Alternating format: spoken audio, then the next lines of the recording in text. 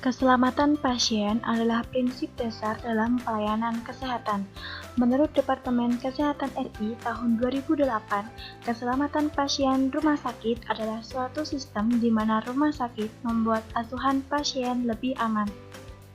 Sistem tersebut meliputi asesmen risiko, identifikasi dan pengelolaan hal yang berhubungan dengan risiko pasien, pelaporan dan analisis insiden, kemampuan belajar dari insiden dan tindak lanjutnya, serta implementasi solusi untuk meminimalkan timbulnya risiko. Sistem tersebut diharapkan dapat mencegah terjadinya cedera yang disebabkan oleh kesalahan akibat melaksanakan suatu tindakan atau tidak melakukan tindakan yang seharusnya dilakukan. Keselamatan pasien dalam pelayanan kesehatan mendapatkan banyak perhatian sejak Institute of Medicine atau IOM pada tahun 2000 menerbitkan laporan yang berjudul "2R is Human: Building a Safer Health System" yang mengemukakan angka kematian akibat KTD pada pasien rawat inap di seluruh Amerika berjumlah 44.000 sampai 98.000 orang per tahun. Dengan menggunakan estimasi yang lebih rendah, lebih banyak orang mati akibat kesalahan medis dalam setahun dibandingkan kecelakaan jalan raya, kanker payudara, atau AIDS. Laporan ini disusul dengan publikasi dari WHO pada tahun 2004 yang menemukan KTD dengan rentang 3,2 sampai 16,6% dari penelitian di berbagai negara. Di Indonesia, laporan insiden keselamatan pasien menemukan adanya pelaporan kasus KTD sebanyak 14,41% dan KNC sebanyak 18,53% yang disebabkan karena proses atau prosedur klinik, medikasi, dan pasien jatuh. Adapun tujuan yang ingin dicapai oleh rumah sakit dalam menerapkan sistem keselamatan pasien adalah sebagai berikut. Tumbuhnya budaya keselamatan pasien di rumah sakit. Meningkatnya akuntabilitas rumah sakit terhadap pasien dan rumah sakit. Menurunnya angka kejadian tidak diharapkan. Terlaksananya program pencegahan sehingga tidak mengulang KTD. Keselamatan pasien akan terus berkembang sebagai upaya maksimal yang dilakukan oleh rumah sakit dalam rangka memberikan pelayanan kepada pasien melalui penerapan metode dan regulasi yang legal serta melalui standar yang terukur untuk meminimalisir kesalahan medis. Terdapat 6 indikator sasaran keselamatan pasien, yaitu ketepatan identifikasi pasien, peningkatan komunikasi yang efektif, peningkatan keamanan obat yang harus diwaspadai, kepastian tepat pasien, tepat lokasi dan tepat prosedur operasi, pengurangan risiko infeksi terkait pelayanan kesehatan, dan pengurangan risiko pasien jatuh.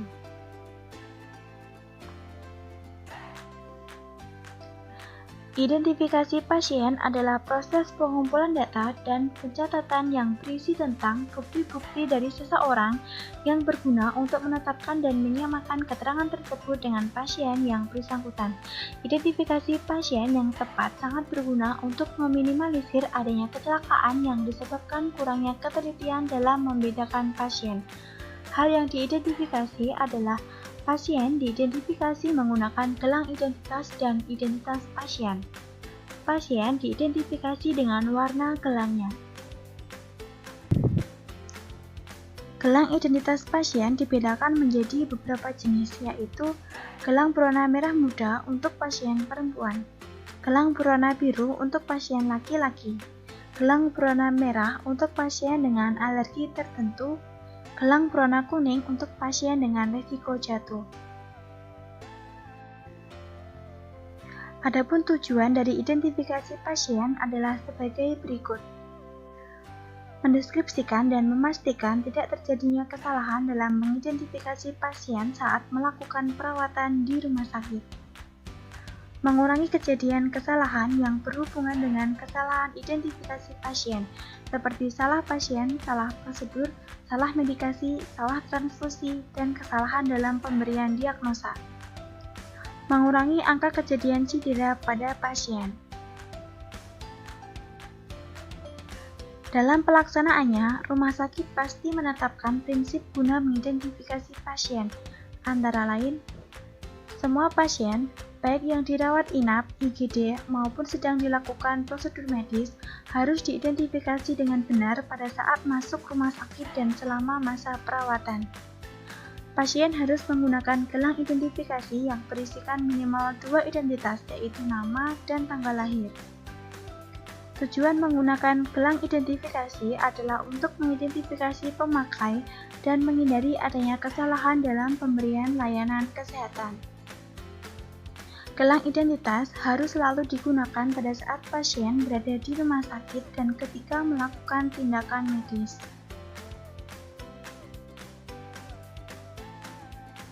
Terdapat beberapa hal yang harus diperhatikan terkait dengan tata laksana identifikasi pasien. Semua pasien harus diidentifikasi dengan benar sebelum pemberian obat, darah, atau produk darah, pengambilan darah atau spesimen lain untuk pemeriksaan klinis, maupun sebelum pemberian suatu tindakan. Pakaikan gelang identitas pada pergelangan tangan pasien yang dominan, serta jelaskan dan pastikan gelang terpasang dengan baik dan nyaman. Jika tidak dapat dipakaikan di pergelangan tangan, pakaikan di pergelangan kaki. Pada situasi di mana tidak dapat dipasang di pergelangan kaki, gelang identifikasi dapat dipakaikan di baju pasien di area yang jelas terlihat. Hal ini harus dicatat di dalam rekam medis pasien. Gelang identifikasi harus dipasang ulang jika baju pasien diganti dan harus selalu menyertai pasien sepanjang waktu. Pada kondisi tidak memakai baju, gelang identifikasi harus menempel pada badan pasien dengan menggunakan perekat transparan. Gelang pengenal dan gelang alergi hanya boleh dilepas saat pasien keluar atau pulang dari rumah sakit. Gelang resiko jatuh hanya boleh dilepas apabila pasien sudah tidak berisiko jatuh. Gelang pasien sebaiknya mencakup 3 detail wajib yang dapat mengidentifikasi pasien, yaitu nama, tanggal lahir, dan nomor rekam medis. Gelang identifikasi alergi sebaiknya mencakup 4 detail wajib, yaitu nama, umur, nomor rekam medis, dan jenis alergi. Gelang identifikasi resiko jatuh sebaiknya mencakup 4 detail wajib, yaitu nama, umur, nomor rekam medis, dan tingkat risiko jatuh. Nama pasien tidak boleh disingkat dan harus sesuai dengan yang tertulis di dalam rekam medis. Dilarang mencoret dan menulis ulang identitas pasien di gelang identifikasi. Ganti gelang identifikasi apabila terdapat kesalahan penulisan data. Gelang identifikasi harus dipakai oleh semua pasien selama perawatan di rumah sakit. Jelaskan prosedur identifikasi dan tujuannya kepada pasien. Saat menanyakan identitas pasien, lalu gunakan pertanyaan terbuka. Jika pasien tidak mampu memberitahukan identitasnya, verifikasi identitas pasien kepada keluarga atau pengantarnya.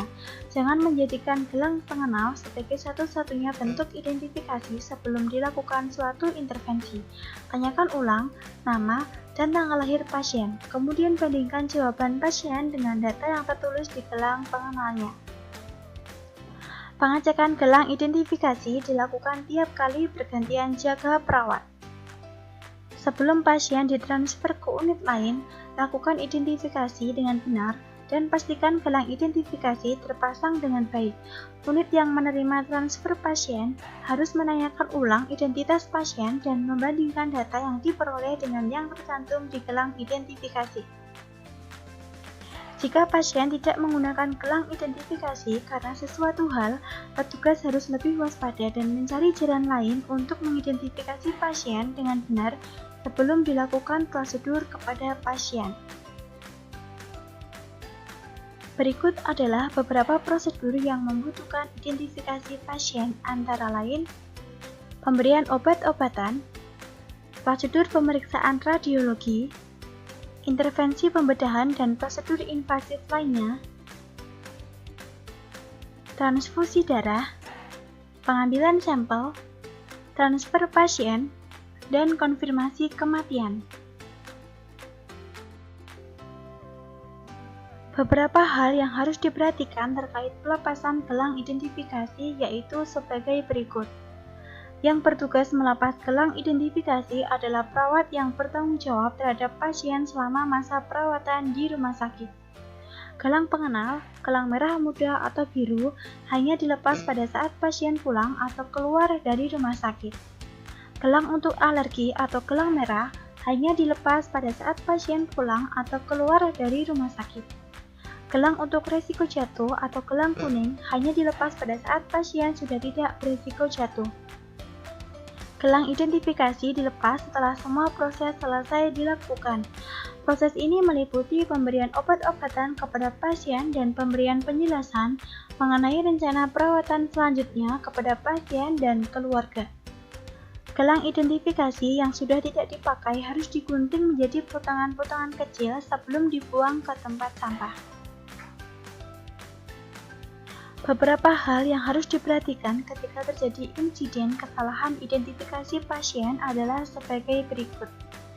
Setiap petugas yang menemukan adanya kesalahan dalam identifikasi pasien harus segera melapor kepada petugas yang berwenang di ruang rawat atau departemen tersebut, kemudian melengkapi laporan insiden. Petugas harus berdiskusi dengan kepala instalasi atau manajer mengenai pemilihan cara terbaik dan siapa yang memberitahukan kepada pasien atau keluarga mengenai kesalahan yang terjadi akibat kesalahan identifikasi. Jika terjadi insiden akibat kesalahan identifikasi pasien, petugas harus segera memastikan bahwa tindakan pencegahan cedera telah dilakukan.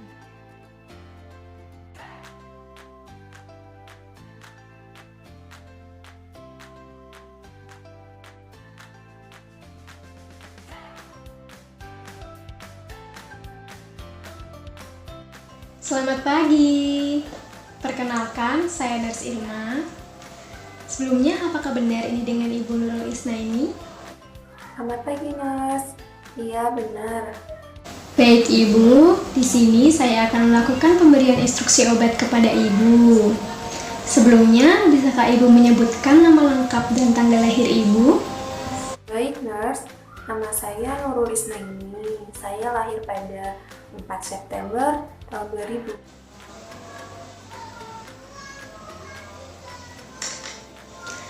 Mohon maaf Ibu, saya cek dulu gelangnya ya. Baiklah, saya akan memulai pemberian instruksi obat. Ibu bisa menyimak dan bertanya kembali apabila ada yang dibingungkan. Baik, Nurse.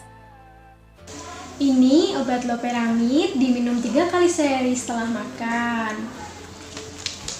Dan ini ada obat ranitidin diminum 2 kali sehari setelah makan. Baik, Nurse. Jadi, untuk obat loperamid itu diminum 3 kali sehari setelah makan. Dan ranitidinnya diminum 2 kali sehari setelah makan ya, Nurse. Benar sekali, Ibu. Wah, jadi Ibu sudah paham ya. Baiklah, Nurse. Baiklah, instruksi pemberian obat telah selesai. Apabila Ibu memerlukan bantuan, Ibu bisa memencet bel ya. Terima kasih, Nurse. Sama-sama Ibu, semoga lekas sembuh.